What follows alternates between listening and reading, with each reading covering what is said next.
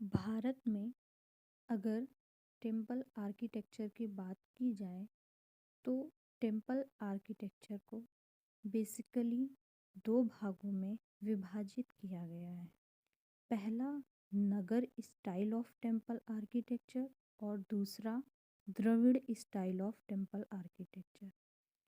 इन दोनों में डिफरेंसेस की बात अगर की जाए लोकेशन के हिसाब से, जो Dravida style of temple architecture है वो सिचुएटेड है कृष्णा रिवर और कन्याकुमारी रिवर्स के बीच में अकॉर्डिंग टू शिल्प शास्त्र।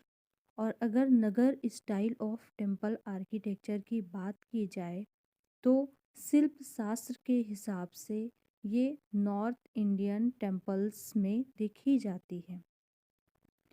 अगर इनके स्ट्रक्चर या अपीयरेंस की बात की जाए तो उसमें अगर सेंट्रल टावर एक कॉन्सेप्ट लें तो जो द्रविड़ स्टाइल टेम्पल आर्किटेक्चर होता है वहाँ पर पिरामिडिकल शेप सेंट्रल टावर होता है जिसे विमान कहते हैं, और एक सिंगल शिखर होता है उसे विमान भी कहा जाता है।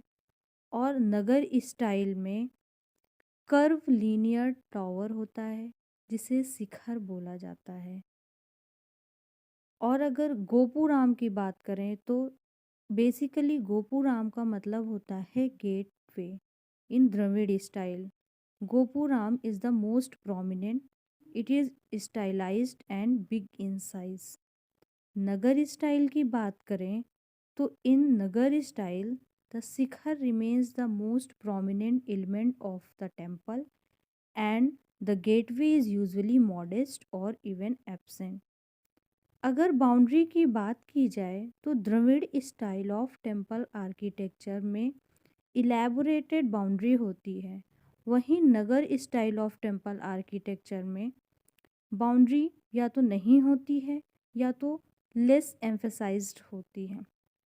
इंट्रेंस की बात करें तो Dravida style of temple architecture में द्वारपाल्स होते हैं ऑन द इंट्रेंस, और नगर स्टाइल में Ganga and Yamuna rivers are depicted.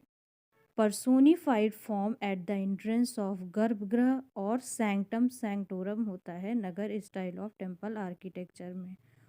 Tower की बात करें तो Dravida style of temple architecture में एक सिंगल टॉवर होता है, वहीं Nagara style of temple architecture में मल्टीपल टॉवर्स होते हैं। एग्जाम्पल के तौर पर खजुराहो का टेम्पल ले सकते हैं। पेडेस्ट्रल की बात करें तो Dravida style of temple architecture में पेडेस्ट्रल्स आर मोर और लेस एट ग्राउंड लेवल्स, वहीं Nagara style of temple architecture में pedestals are higher than ground. Deities की अगर हम बात करें तो Dravida style of temple architecture में टेम्पल्स हैव डीटीज़ आउटसाइड, वहीं Nagara style of temple architecture में डीटीज़ आर इनसाइड।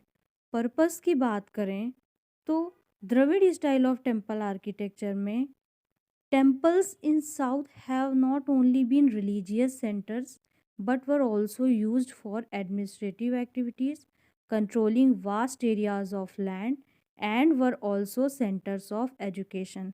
वहीं Nagara style of temple architecture की बात करें तो most of the temples in Nagar styles had only purpose. Thank you.